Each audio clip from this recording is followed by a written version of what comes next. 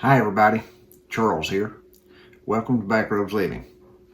In today's video, we're going to be talking about the implications of what an actual trucker strike could create and what it could cause in this economy that we're in. So hang in there and we'll be right back.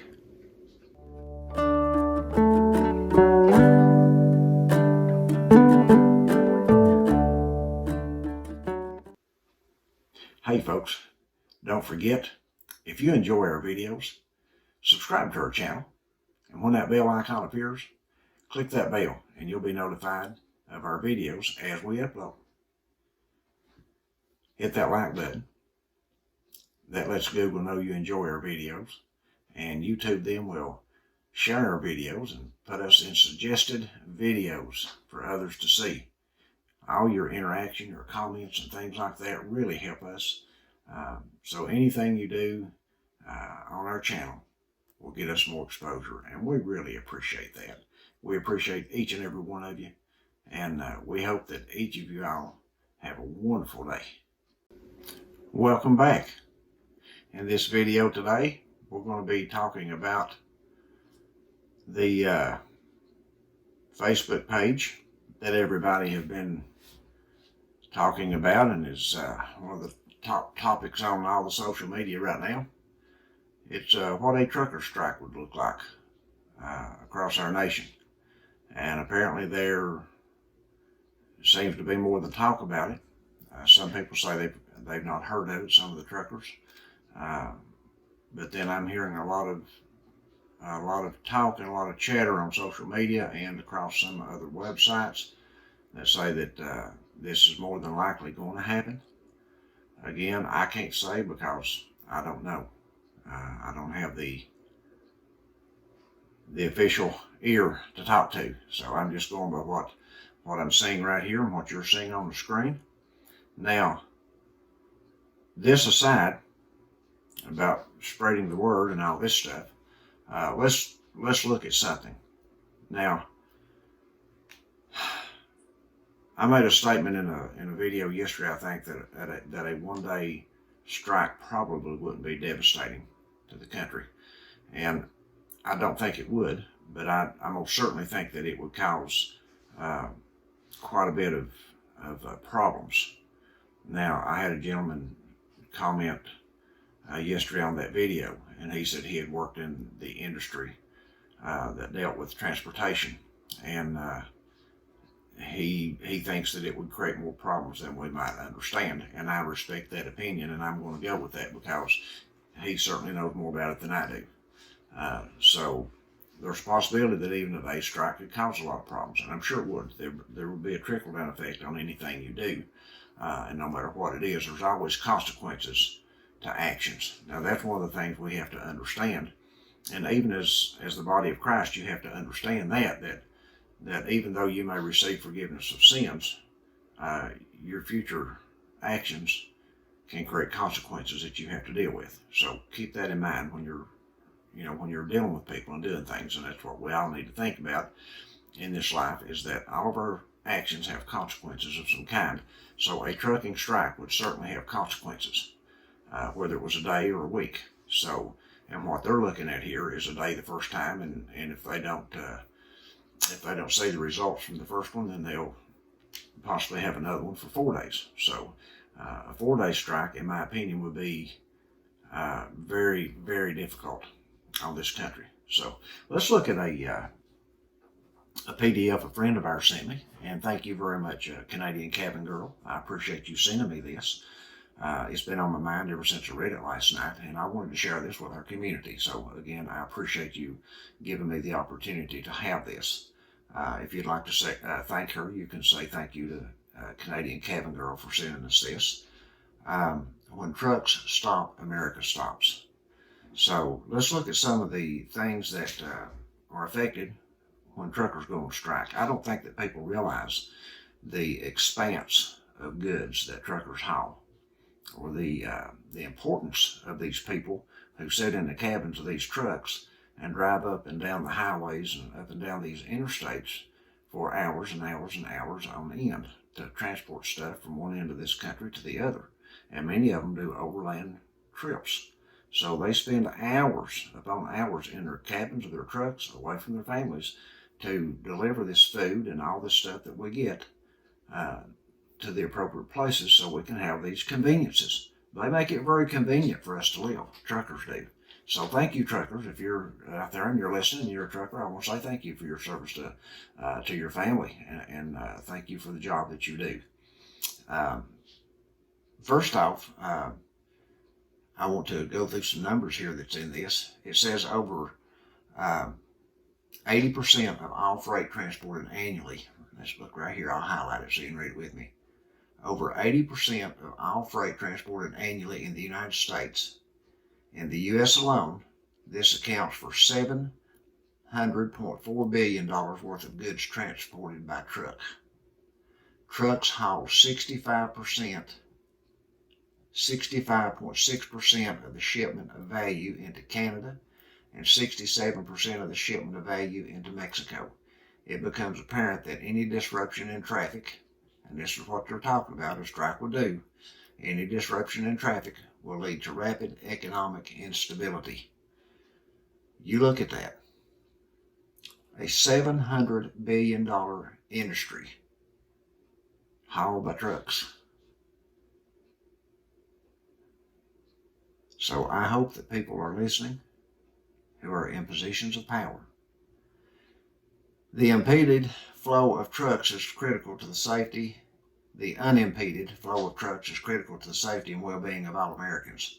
However, it is entirely possible that well-intended public officials may instinctively halt or severely restrict truck traffic in response to an incident of national or regional significance. History has shown us the consequences that result from a major disruption in truck travel.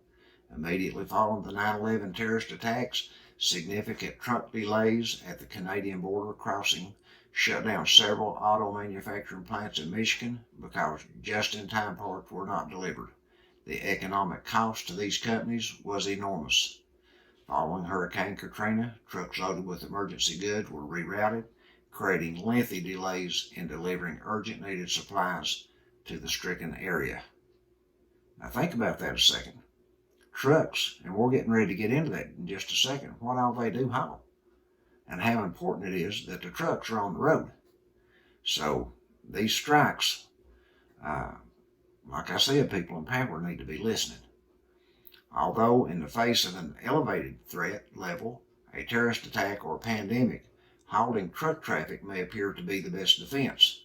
It actually puts citizens at risk. Officially, at every level of government must recognize that a decision to halt or severely curb truck traffic following a national or regional emergency will produce unintended health and economic consequences not only for the community they seek to protect, but for the entire nation. The American Trucking Association researched seven key consumer industries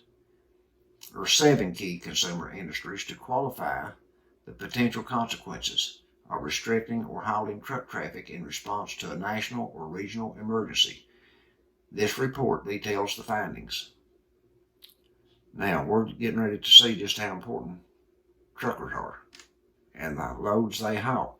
And let's keep in mind that this strike that they're talking about right now, they have requested that if truckers are hauling medical equipment or medicines, to not participate in it. Do not cut off the medicines or medical equipment in this strike. Let them go on. So, keep that in mind. At least they did think of that. The food industry. Let's look at that just a second. I've not went back over this real close, but consumer fear and panic will exaggerate shortages. The forecast of a winter storm quickly exhausts basic commodities at grocery stores and supermarkets. It takes retailers up to 3 days to recover from these runs on supplies. News of a truck stoppage, whether on the local level, state or regional level, or nationwide, will spur hoarding and drastic increases in consumer purchases of essential goods. Shortages will materialize quickly and could lead to civil unrest. I've already had people comment on our videos that they're finding shortages in their stores again. I watched a video the day before yesterday. A lady, she didn't give what state she lived in, but she had been to her Sam's Club, and there was not one roll of toilet paper in Sam's Club where she went. It had been completely bought out again. So I want to encourage you to keep getting what you can while it's on the shelves. When it's there, buy it. Don't wait till next week. Don't wait till even tomorrow, because tomorrow it might be gone. If you've got the money in your pocket today and you get to town today, then you need to buy some extra today, not tomorrow, but today, because we don't know what's going to happen tomorrow. So keep that in mind. Supplies of clean drinking water will run dry in 2 to 4 weeks if there's a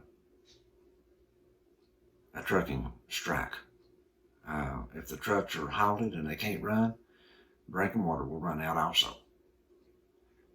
It says that without truck deliveries of purification chemicals, water supply plants, now listen to this, without truck deliveries of purification chemicals, water supply plants will run out of drinkable water in 14 to 28 days.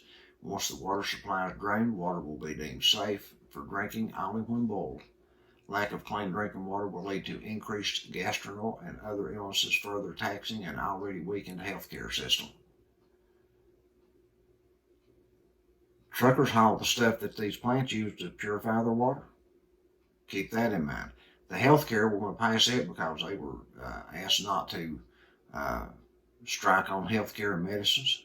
But that's another huge thing, and I'm glad they didn't do that. But transportation, right here, service station fuel supplies will start to run out in just 1 to 2 days. Yeah, think about that just a second, don't we? Truckers haul fuel to the gas stations that we put in our vehicles. So let me take just a moment right here. When you go to the city or you go to town, if you've got an extra $1, put some gas in your vehicle. It doesn't matter if this thing right here lasts or not. I would say for a while we need to keep our vehicles gassed up, topped off if we can, or as much as we can afford to put in them, because we don't know when something like this could happen that would cause a lot of problems for us getting gas, or even we just don't know what other people may do. People in power have the ability to manipulate things, so keep that in mind. That's all I'm going to say about that part. Air, rail, and maritime transportation will be disrupted because the truckers haul to all of those.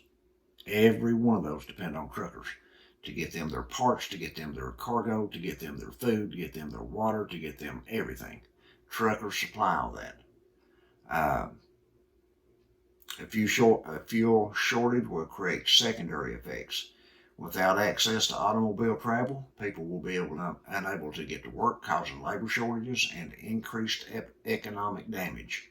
Without cars, many people cannot access grocery stores, banks, doctors, and other daily needs. Public bus systems will cease to operate as well, preventing many disabled and elderly people from accessing these necessities. Without fuel, police, fire, rescue, and other public service vehicles will be paralyzed, further jeopardizing public safety. U.S. mail and other package delivery operations will cease. Within 2 days, garbage will start to pile up in urban and suburban areas due to a lack of regular pickups, creating a health hazard. We need the truckers on the road. That's what I hope our leaders in our country realize. Waste removal. Within days of a truck stoppage, America will be literally buried in garbage with serious health and environmental consequences. Oh, I'm so thankful for our waste removal here. Uncollected and deteriorating waste products create rich breeding grounds for microorganisms, insects, and other vermin. Hazardous materials and medical waste will introduce toxins as well as infectious disease into living environments. Truckers are the ones that haul off all the toxic waste. haul the majority of that. Beyond the health risk, a lack of waste removal creates pollution hazards, and it most certainly will. Now let's look at the retail sector. Replenishments of goods will be disrupted. Many of the nation's leading retailers rely on just-in-time delivery to keep inventory levels as low as possible. We're living in an economic time right now that people are not keeping a lot of back stock. They're buying what's necessary to resell, and they're depending on the trucks to bring in the merchandise Tuesday or Wednesday or Thursday so they can restock their shelves, because they don't have back stock. They're not putting a lot of back stock up right now. They're not spending money on it because they are like everybody else. They're strapped for cash and they don't know what next week's going to be or next month. So they're depending on these truckers to get this stuff to them on a timely manner so they can restock their stores. If they can't get it, you can't get it, and I can't get it. So consumer behavior during emergencies triple the rate of inventory turnover. Wow. Since many large retail outlets typically keep inventories as lean as possible, problems often arise quickly during truck transportation slowdowns that occur from crises such as hurricanes. In a hurricane situation, supplies that would normally last a few days, such as water, powdered milk, and canned meat, typically disappear within one day. Given these inventory rates, this means that perishable goods could be depleted in a matter of days and non-perishable in just a few days. Runs on food and non-food staples during hurricanes and even before big winter storms provide a good example of how fast some retail inventories can be depleted during panic buying. The same quick depletion of inventories could occur if trucks stop making deliveries for any reason. Very true. And that's another thing. This panic buying, when people hear stuff like this and they get scared, they just clean the shelves off. And again, those are not preppers doing that. I want to make that perfectly clear. It is not the preppers doing that. The preppers already have their pantries full. They may go out to try to replenish something they ate this week, but they're not panic buying and hoarding up, 10 baggies of toilet paper and 12 baggies of flour and 4 baggies of all this stuff. That's not preppers doing that. So get that out of your mind if you think that. It's just not happening. That's just panic buying. That's people who haven't prepared for anything and don't have any clue of what tomorrow will hold, and they don't care because they think they can always go out and get it tomorrow. And tomorrow you might not be able to get it if the trucker's going to strike, so keep that in mind. And again, but there's no need to panic because you've got food put back, and this too shall pass. Let me say that again. This too shall pass, and it'll catch back up. There'll be consequences, but you'll get through it, and you'll be all right. Okay? You'll get through it, and you'll be okay. We'll live through this. It's not going to be the end of the world again. It's just not, it's not something that we need to panic or get all in a tizzy about and think that the end's near, because it's just not right now. Okay? Like I say, there'll be consequences, but you'll live through it because you put a few things back to get by. Manufacturing. Just-in-time manufacturers will shut down assembly lines within hours. Again, these are people who depend on truckers to get stuff to them at specific times so they can manufacture specific products. They don't keep a lot of this stuff in backstock to work with. These many things are made and manufactured on a timely basis and on a timely manner, depending on the truckers to get it to them on a timely manner. Okay? Major American manufacturers ranging from computer manufacturing such as Dell Compaq to major automakers as GM and Ford rely on just-in-time manufacturing. Without truck deliveries, component shortages and manufacturing delays will develop within hours. Now this wouldn't only cripple businesses, this would affect the lawmakers in Washington, D.C. as well. And they need to understand that. Let's see, banking and finance will also be affected. Yes, ATM and branch cash resources will be exhausted quickly in today's fast-paced, high-technology economy. Consumers access cash 24/7 from over 370,000 ATMs nationwide. J.P. Morgan Chase, the nation's second largest consumer bank, replenishes its 6,600 ATMs via armored truck delivery every 2 to 3 days. So that's another thing that would be affected. Small and medium-sized businesses will lose access to cash. Regular bank functions will cease. Run up to the bank, to the ATM to get you a few dollars, it won't be there to get. Other effects, I'm going to read through this and read the conclusion here, and then we'll end this video. But other effects, it says, in addition to the effects on the key industries outlined in this paper, a ripple effect could significantly disrupt a variety of services and activities beyond the affected area, extending into communities nationwide. For example, the Department of Defense supply chains include 1,100 shipping points inside the United States, connects to airports and seaports, and is the supply lifeline to warfighters deployed globally. Nearly all DoD freight involves truck movement, and all trucks with DoD freight are subject to orders by law enforcement. Stopping trucks with DoD freight would ultimately cripple the Department of Defense in ways no adversary has been able to achieve. A truck stoppage in the Great Lakes region will close down auto manufacturing, steel mills, and other major industries, not only putting thousands of workers out of work, but also disrupting the flow of automobiles and steel products to the rest of the nation. A stoppage at harvest time in or around any of the nation's agricultural regions will cut off the transport of fresh food, such as fruits, vegetables, and grains. Not only would Americans be deprived of fresh foods, the economic impact to the farming industry would be devastating. Consider a truck stoppage in the states around Washington, D.C. The federal government will be slowed down within a week and could grind to a halt within 2 to 3 weeks. Moreover, a truck stoppage in a major metropolitan area will result in rapid depletion of food, bottled water, and critical medical supplies, potentially leading to civil unrest as citizens compete for basic necessities.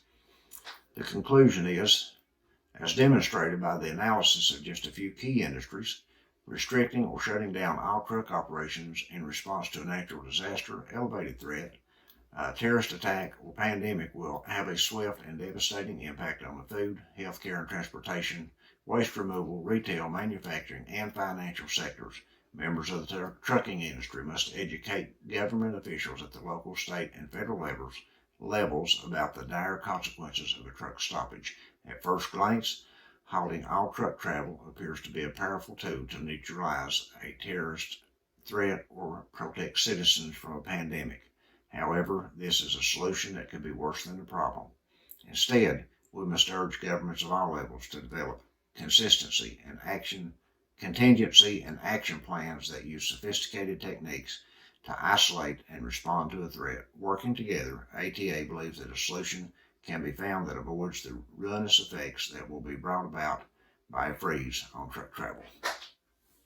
So, just one day being shut down will have consequences. And I would hope that, as I've said already in this video, the people in charge will understand that, and that it doesn't come to the point where the truckers need to do this a second time. So keep your eyes open and your ears open and listen to what's going on around you. Do your research. Get off of mainstream news media. Turn that garbage off and get online and research. Find out what's going on around the country, around the world, because these people will not tell you what's going on. They have an agenda to meet, and they're going to meet that agenda, and it's not going to be telling you what's happening. They're going to leave you in the dark. So you need to do your diligent. You need to be diligent and find out these things.